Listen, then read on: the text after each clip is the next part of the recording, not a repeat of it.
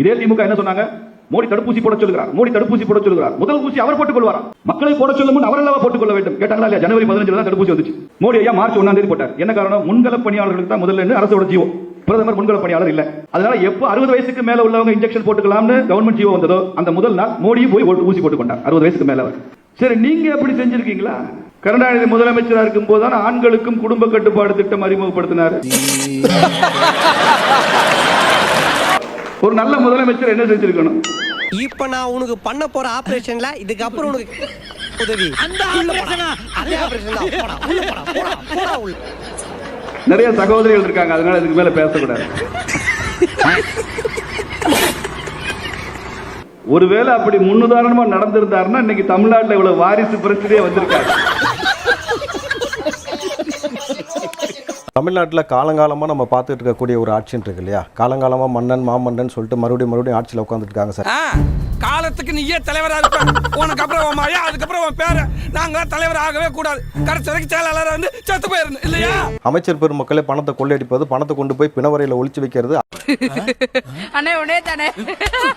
முதலமைச்சர் அவர்கள் வந்து பலமுறை பல நாடுகளுக்கு வெளிநாடுக்கு செல்கிறார். கேட்டா இந்த 19 ஒப்பந்தங்கள் மூலமா 7618 கோடி ரூபாய் முதலீடு தமிழ்நாட்டுக்கு வந்திருக்கு. பல ஆயிரம் கோடி முதலீடாக உள்ள கொண்டு வந்திருக்கேன்னு சொல்றாரு. அப்போ பல ஆயிரம் கோடி வர்த்தகம் உள்ளக வந்திருக்குனாக்கா மக்கள் மீது இருக்கக்கூடிய வரிச்சுமை கூடணுமா குறையணுமா? சொல்லுங்க. அதான் எனக்கு ஒன்றும் புரியல. பேசாம ஆமான்ற வேண்டியதான். கூடணுமா குறையணுமா சார்?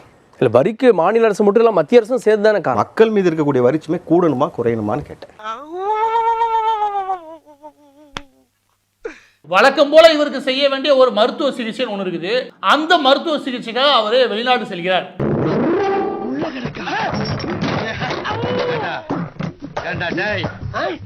இந்த மருத்துவ சிகிச்சையை இவங்களா போனான்னு வச்சுக்கோங்க, தன் கையிலேருந்து காசு செலவழிக்கணும்.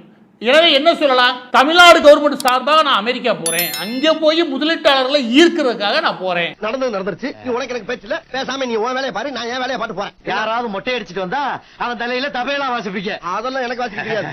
நேத்து இவர் கூட சொல்றாரு, மாசு கூட சொல்றாரு 0% கஞ்சா கல்டிவேஷன் 0% சொன்னார் பாருங்க, ஒரு ஸ்டேட்மெண்ட் கொடுத்தாரு பாருங்க. இப்போ கஞ்சாவை பொறுத்த வரைக்கும் 0% கல்டிவேஷனுங்கிற மாதிரி ஒட்டுமொத்தமா தமிழ்நாட்டில் எங்கேயும் இல்லாத நிலை இருக்கு. 0 கஞ்சா, கஞ்சாவே இல்லையா?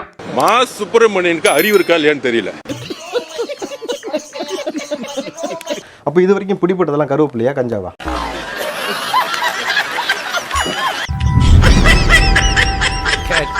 பையன் சார் இந்த பால்சாமி. நீங்க மீண்டும் தமிழர்களை ஆள வேண்டும் அப்படிங்கிற ஒரு மனநல நமக்கு எல்லாத்துக்கும் இருக்குல்ல. இப்ப அவன் உன்கிட்ட கேட்டானா? தேவையில்லாம அதை கொண்டாந்து எதுக்கு இல்ல சொல்லுற? மூக்க பிச்சு பண்ணி ஒன்னைய தோழர் கேட்டாரு முதலீடுகள் எங்க போச்சுன்னு. ஜிஎஸ்டிபி எப்படி சார் 16% வந்துச்சு? இந்தியாவில் சார் எதிர்கட்சி தலைவருக்கு புரியுற ஒரு நல்ல வெள்ள இருக்கே, இப்ப எப்ப வேணா கொடுங்க, இதுதான் அவருக்கு புரியும். இப்படி கொடுத்தாதான் புரியும் அவருக்கு. பரவாயில்லையா? எல்லாத்துக்கும் கொடுக்க தயாரா கொடுத்துருக்கோம், ரிலீஸ் பண்ணிருக்கோம். டிஆர்பி ராஜா வெள்ளை பேப்பர் தூக்கி தான் வெள்ளை இருக்கேன்னு காட்டுறாரு. அவ்வளவுதான் அவருடைய வெள்ளை காயத்தை காட்டுகிறார். உங்களுடைய ஆட்சி வெற்றி விளம்பர ஆட்சி என்பதை நீங்கள் வெள்ளை காயத்தை காட்டி நிரூபித்து விட்டீர்கள். ஊரே ஒண்ணு சேர்ந்து காரி துப்புதுடா. வீடியா என் மூஞ்சில காரி துப்புறதுக்காக ஊரே ஒண்ணு சேர்ந்து நினைச்சு சந்தோஷப்படியா. நீங்க செந்தில் பாலாஜி நீங்க கைது பண்ணீங்க, நாங்க போனோம், பெயில் எடுத்தா வெளியே வந்தோம். செந்தில் பாலாஜி சிறைக்கு போனதுக்கு 10 ரூபாய் பாட்டிலுக்கு வாங்கின சிறைக்கு அனுப்பாம வேற என்ன பண்ணுவாங்க?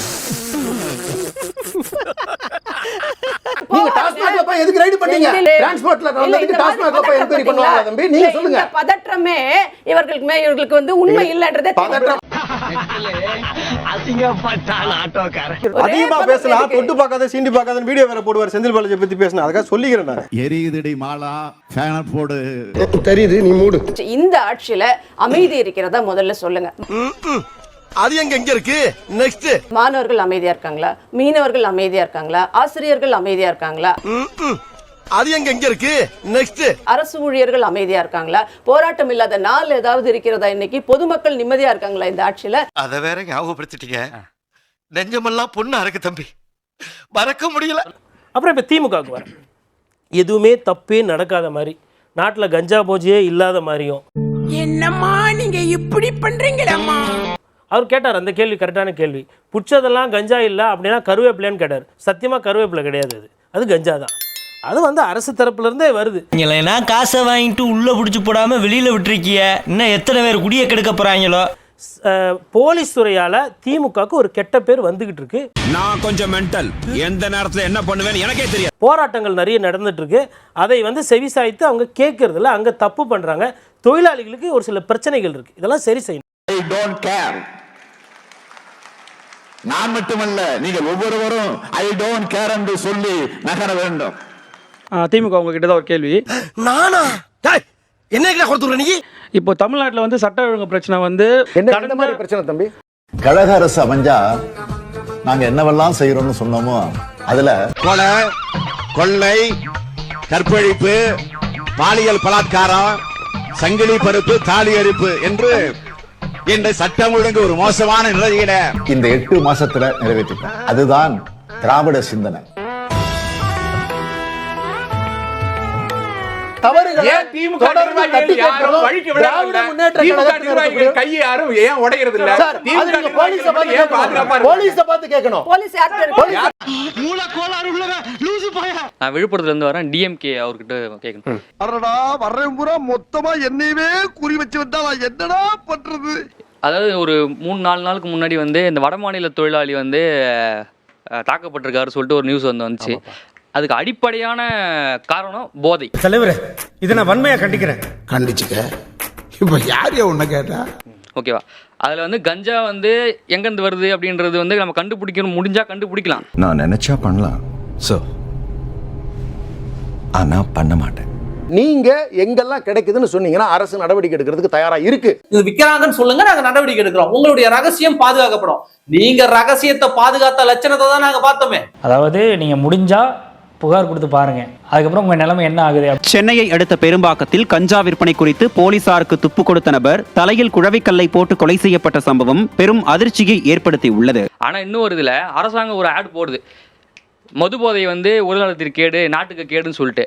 தமிழ்நாட்டின் இளைஞர் மாணவர் சமுதாயத்திற்கு உங்கள் குடும்பத்தைச் சேர்ந்த ஒருவனாக, உங்கள் தந்தையாக ஒரு உருக்கமான வேண்டுகோள். போதையின் பாதையில் யாரும் போகக்கூடாதுன்னு மன்றாடி கேட்டுக்கிறேன். ஆனா அந்த அரசாங்கமே தான் டாஸ்மாக் திறந்து வச்சிருக்கு. இதான்டா திமுக, இதான் திமுக, மறந்துடாத. திராவிட மாடல்னா என்னன்னு கேட்கிறவங்களுக்கு இதுதான் பதில். டாஸ்மாக்ல இருந்து வருமானம் வருதுதான், ஆனா இந்த அரசாங்கம் வருமானத்திற்கான அரசாங்கமா இல்ல மக்களுக்கான அரசாங்கமா? நீ கேட்ட ஒவ்வொரு கேள்வி என்ன செருப்பால் அடிச்ச மாதிரி இருக்குடா. மாதிரி இல்ல, உண்மையிலே செருப்பால தான் அடிச்சேன். சரி, அதை கட்டுப்படுத்துறதுக்கு தான் நம்ம என்ன பண்றோம்னு சொன்னா டைம் லிமிடேஷன் நம்ம வந்து ரெடியூஸ் பண்ணிருக்கோம். மேடம், பார்லயே 24 மணி நேரம் சரக்கு கிடைக்கிறது. இதற்கு அது இருந்தா வாங்கி கொடு. சாம்பார் ஆப் எனக்கு. வேளாண் துறை அமைச்சர் சொல்றாரு அரிசியிலேயே நெல்லு லேசா முளைச்சு போச்சுன்றாரு. முளைக்க வச்சு சாப்பிடுறதுக்கு கொண்டக்கலையா சார்? நெல் மூட்டைகள் அழிஞ்சு போயிருக்கு. சொல்லுங்க. யாரா இவனுங்க? எங்கிந்திரா வந்துக்கிறானுங்க? ஏவாவேல் கட்டின அவர் வீடு ஸ்ட்ராங்கா இருக்கு சார். அவர் கட்டின பாலம் மழை வந்து அடிச்சுட்டு போயிருச்சு. உனக்கெல்லாம் வெக்கமே இல்லையாடா? சோறு தானே திங்கிற. எரிச்சல் வருது இவனை, நான் கெட்ட வாரத்துல திக்கி போயிருவேன். அப்புறம் பெத்தம் கொதிக்குது உன்னை பார்க்க. தேர்தலில் பணம் கொடுக்காமல் உங்களால் ஒரு தேர்தலையாவது சந்திக்க முடியுமா? பிடிஆர் பழனிவேல் தியாகராஜன் அண்ணன் ₹1 கூட அவருடைய தொகுதியில பணம் கொடுக்காம வெற்றி பெற்றவர். இது போல